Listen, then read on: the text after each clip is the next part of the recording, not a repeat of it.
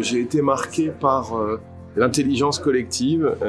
Au tout départ, quand on a commencé l'atelier, il y avait 4 scénarios, tous aussi alarmants les uns que les autres. Au départ, tu te dis, je me suis pris une claque, c'est quand même pas très positif tout ça. Et puis, de fil en aiguille, on s'est fait embarquer là, par cette animation et cette organisation. Et tu en arrives sur des sujets super challengeants, super décalants, où tu as envie, toi aussi, d'être dans les équipes de nous, d'être bossé avec nous, d'être te dire, moi aussi, chez Decat, je veux être embarqué dans l'histoire, quoi.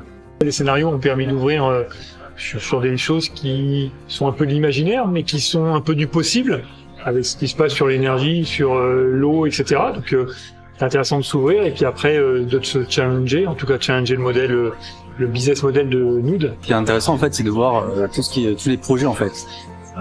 Ça va du déchet, de la production d'énergie, du pass mobilité, voilà, il y a tout un panel. Il y a des choses qui sont complètement en rupture. Entre nous, Citrus, Auchan, Decathlon, on n'a pas toujours le même point de vue. Et pourtant, on a quand même à voir avec les mêmes clients in fine, et on est dans les mêmes galeries, c'est-à-dire qu'on a des problématiques communes.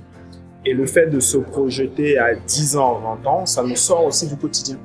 Et là, on se pose des questions qui sont importantes.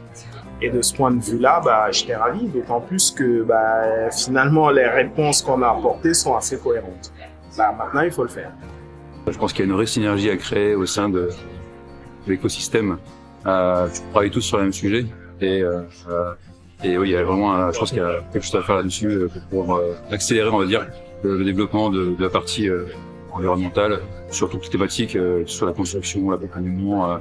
Donc il y a plus qu'à. J'ai vraiment eu un tel niveau de facilité de communication, travail ensemble, d'ouverture, d'écoute un peu des autres, et ce qui a bien sûr contribué pas seulement à la qualité des propositions finales, mais à leur transversalité, effectivement, le plus souvent, et à l'envie qu'on sent derrière de mettre en œuvre. Un excellent moment, c'était vraiment très énergisant, il y a eu des très beaux échanges, très enrichissants, et ce que je retiens, c'est que sur ces thématiques-là, on ne peut pas avancer seul.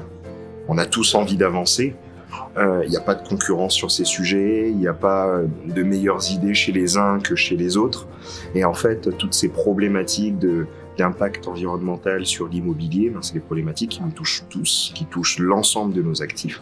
Et donc, je trouve qu'intéressant d'avoir des moments de convergence comme ça, où on arrive à échanger ensemble en intelligence collective, à s'écouter, à se proposer des choses et à se projeter dans l'avenir pour pouvoir transformer nos sites.